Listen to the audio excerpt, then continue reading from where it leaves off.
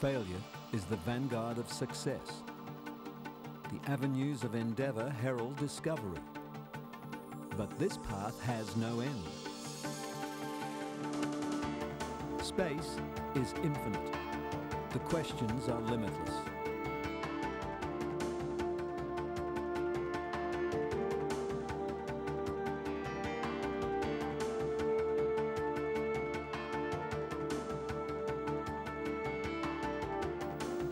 In a million years hence, we will still look up and ponder what is above and beyond.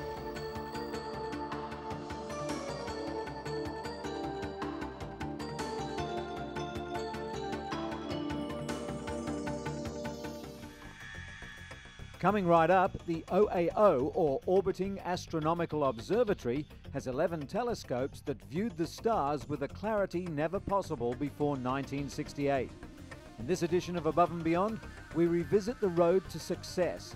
There were many achievements and some catastrophes that occurred in the lead-up to manned missions to the moon and back.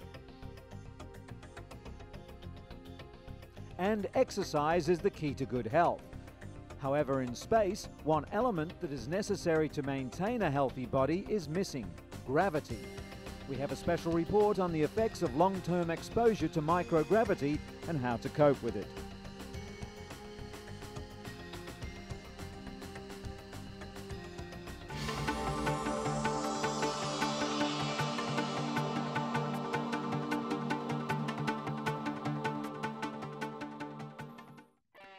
In 1968, the F-111 is able to provide NASA with details of the variable sweep-wing characteristics of supersonic transport.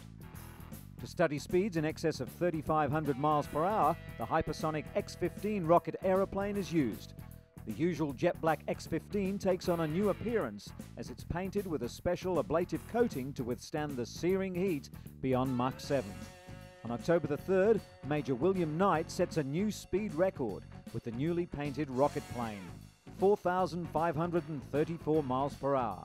As usual, the X-15 is carried aloft by the giant B-52. When the desired altitude is reached, the X-15 drops away and maneuvers on its own. Major Michael J. Adams dies in a crash while testing the X-15. The tragedy is the first since the program began in 1959.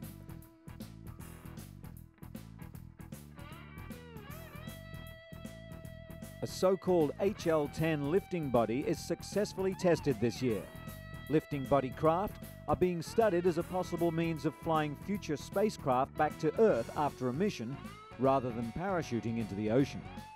Their stubby design will allow an astronaut to maneuver his spacecraft back through the Earth's atmosphere and then land like a conventional aeroplane.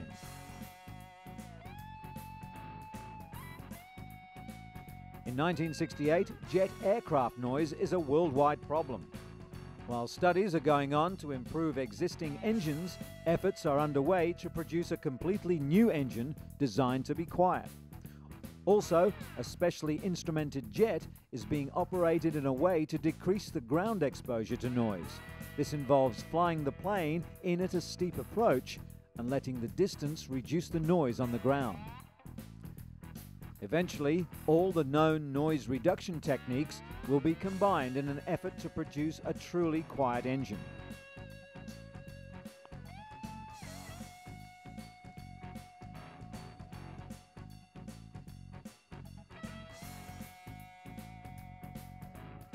By 1968, the Moon, not nearly as mysterious as it used to be, has been photographed, landed on, dug into, and chemically sampled. Surveyor 7 is the last in a series of unmanned spacecraft to land there.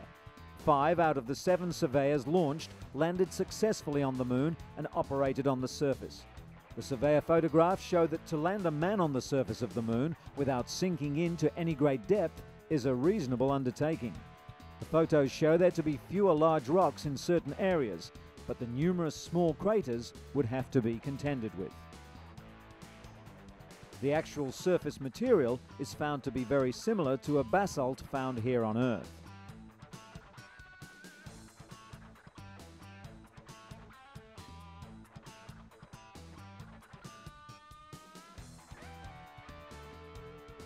NASA's Jet Propulsion Laboratory is also applying its scientific know-how to Mars, flying by initially, landing and testing in the future.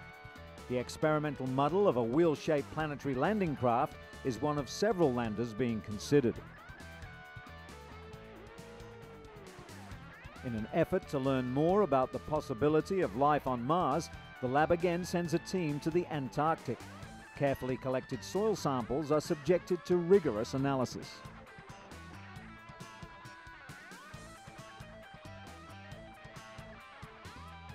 The Sun, seething and turbulent, affecting everything on Earth. By studying it, we can learn more about our own environment. Interplanetary Pioneer spacecraft are doing just that. Two are launched in 1968. At one point in their voyage, millions of miles into space, they pass directly behind the Sun. The data returned is being used to improve weather forecasting and adding a measure of protection to moon-bound astronauts by forecasting solar activities. Also helping us learn more about the Earth's environment is the Orbiting Geophysical Observatory, OGO-5. By studying such things as our magnetic field and radiation belt, solar flares and solar wind, we gain new insight into the complex Sun-Earth relationship. Radio Astronomy Explorer, one of 5 Explorer-type spacecraft, is launched. While ground-based radio telescopes observe the short radio wavelengths, the RAS will make its measurements beyond the edge of the radio window.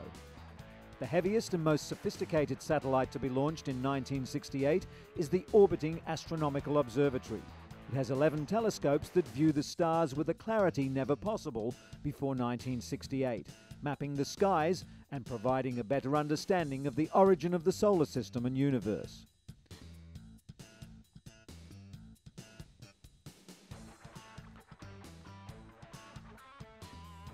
Shortly after launch, Nimbus B, an experimental weather satellite, plunges into the Pacific, just off the coast of California, when a gyroscope malfunctions.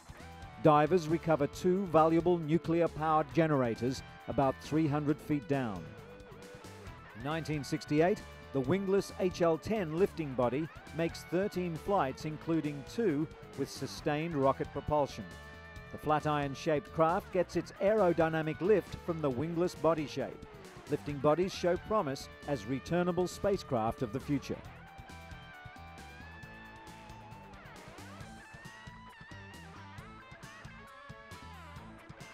After 9 years and nearly 200 flights to the edge of space, the X-15 program is brought to close with 8 final flights in 1968.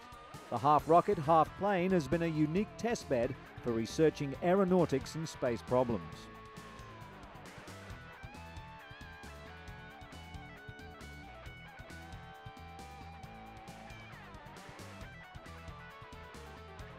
The giant XB-70, flying at 3 times the speed of sound, makes 13 research flights, gathering data for use in the development of large, supersonic aircraft. Extensive flight studies are also made on several types of vertical takeoff and landing planes. VTOL, as they are called, can take off vertically, then move forward like any other plane.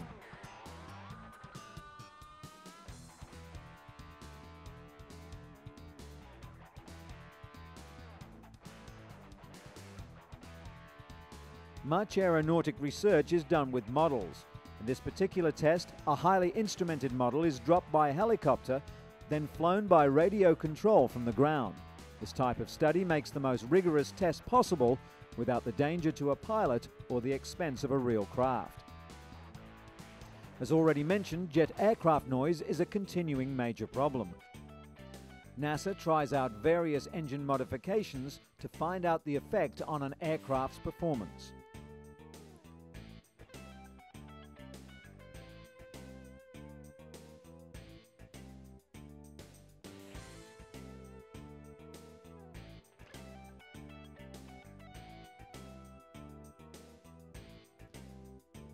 It's discovered that by cutting grooves in an airport runway, planes can land with less chance of skidding and stop easier.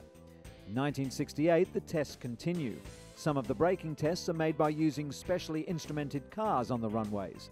Now the results appear to have applications to highways as well as landing strips.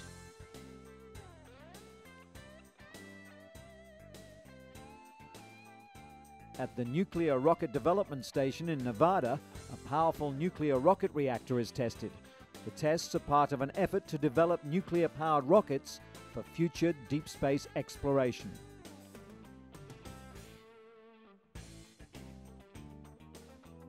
Apollo can be likened to a finely tuned watch. Men and space machines are perfected to the highest degree possible. In most cases, the astronauts who fly the spacecraft train separately but concurrent with the build-up and development of the space machines themselves. When brought together, they must mesh smoothly. There is little room for error. Apollo is like this, and the men who fly and the men who build know it.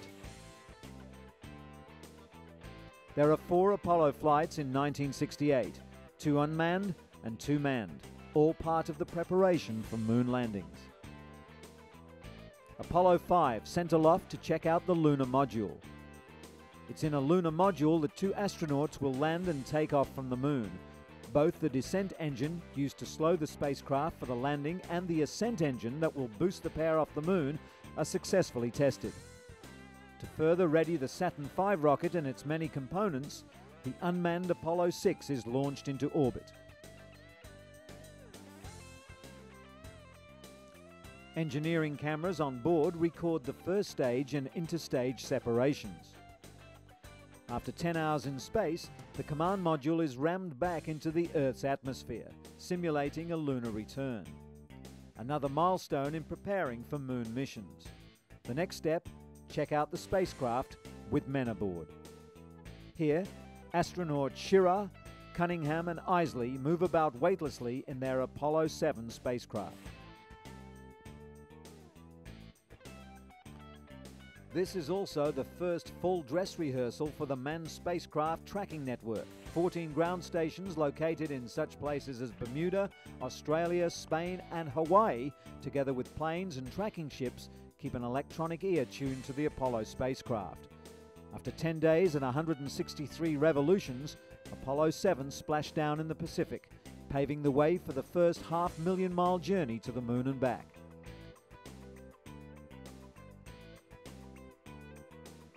The Saturn V rocket boosts the Apollo 8 astronauts, Borman, Lovell and Anders, toward their rendezvous with the moon, the first time the big rocket is flown with men as passengers.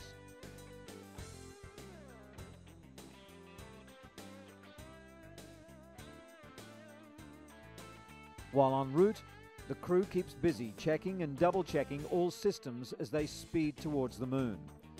Many of the things they do are to have direct bearing on the future lunar missions.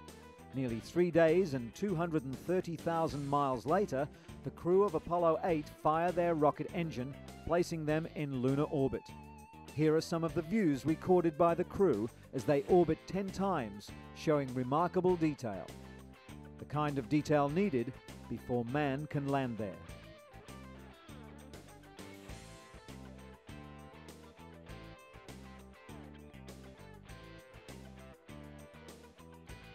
Then the cameras and spacecraft are turned towards Earth. And after 3 days and a fiery re-entry, they land in the Pacific within sight of the recovery ship.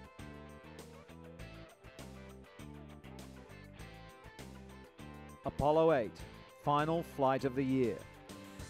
Historic prelude to the lunar landings and to the peaceful exploration of space in the future.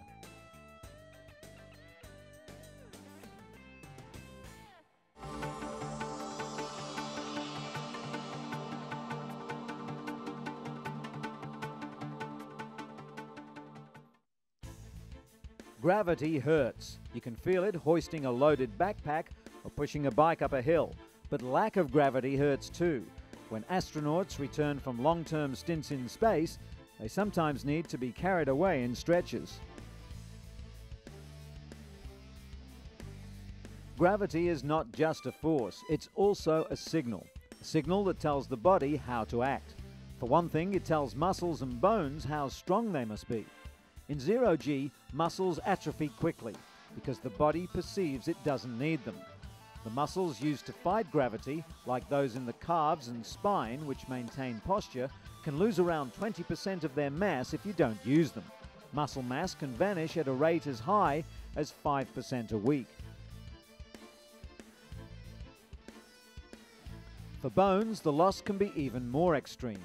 Bones in space atrophy at the rate of about 1% a month, and models suggest that the total loss could reach 40 to 60%.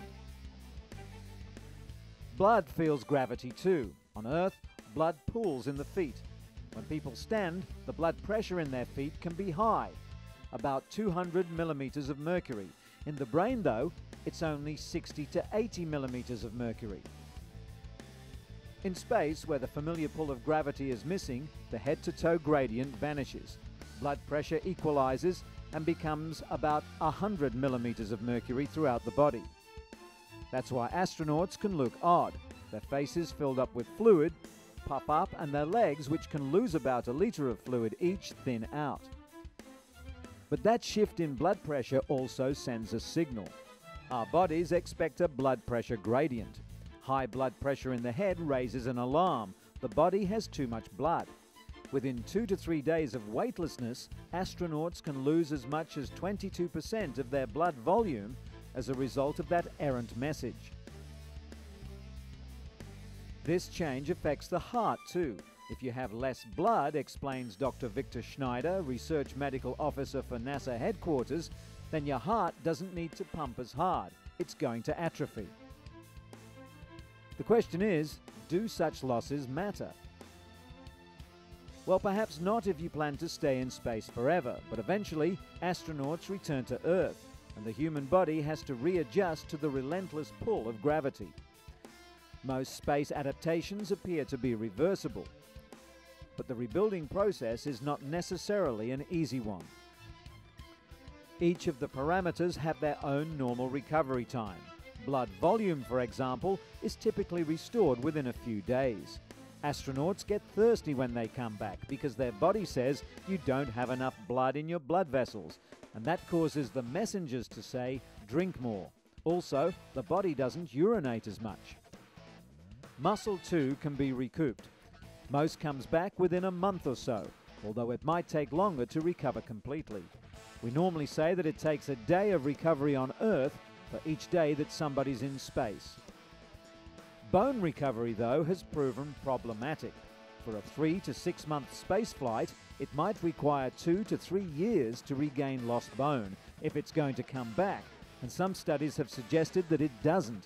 You really have to exercise a lot. According to Dr. Alan Hargens, recently of NASA Ames and now a professor of orthopedics at the University of California, San Diego Medical School, it's important to keep astronauts in good physical condition. You want the crew members to function normally when they come back to Earth, and not have to lie around for long periods of rehabilitation. And Earth isn't the only planet that astronauts might visit. One day, humans will journey to Mars, the 6-month trip in zero G before they disembark on a planet with 38% of Earth's gravity. We'll have to maintain those astronauts at a fairly high level of fitness. When they get to Mars, there won't be anyone to help them if they get into trouble.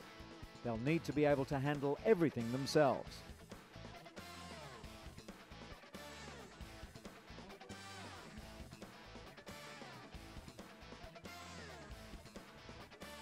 Exercise is the key, but exercising in space differs from exercising on Earth. Here, gravity's pull automatically provides a resistive force that maintains muscles and bones.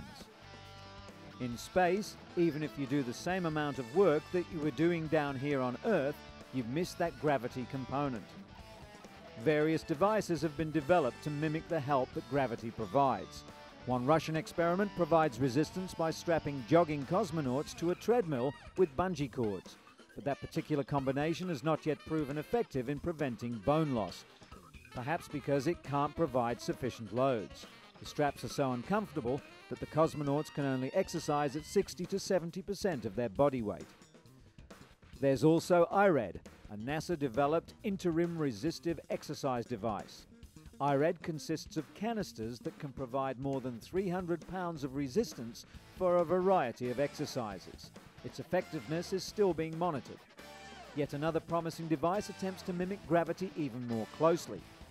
Hagens and his colleagues are developing a lower body negative pressure device, a chamber that contains a treadmill and that relies on the suction of an ordinary vacuum cleaner. Hagens says that they found they can provide body weight by applying negative pressure over the body. The device prevents much of the loss of cardiovascular function and of muscle. It also seems to be effective in reducing some indices of bone loss. One reason is that it allows astronauts to exercise with an effective body weight between 100 and 120% of what they would feel on Earth. Another is that, unlike any previous exercise device, it restores the blood pressure gradient, increasing blood pressure to the legs. There's growing evidence that the body's systems interact with each other. For example, you can't just put high loads on the bone and then expect it to recover if you're not taking care of the blood flow to that bone as well. Scientists aren't yet sure how gravity signals the body to keep bones and muscles strong. We know that somehow gravity is converted from a mechanical signal to a chemical signal, and we know a lot about these chemical signals. The mechanical signals, though, remain a mystery. Solving these problems could lead to better therapies for people who aren't using gravity properly here on Earth. Aging is the perfect example. Zero-G living mimics closely the effects of old age. Like astronauts, the elderly fight gravity less. They're more sedentary, which triggers the loop of muscle atrophy, bone atrophy, and lower blood volume. If researchers can identify the signals that generate strong muscles and bones, it might be possible to get new pills and do exercises that would trigger those signals here on Earth. We've just begun to do research, looking at the changes that can happen to humans. There are so many wonderful questions, and the answers, they're waiting for us, up there in space, where the absence of weight reminds us that gravitation isn't all bad. Sometimes it's a struggle, our daily contest with gravity, but now we know the struggle is good.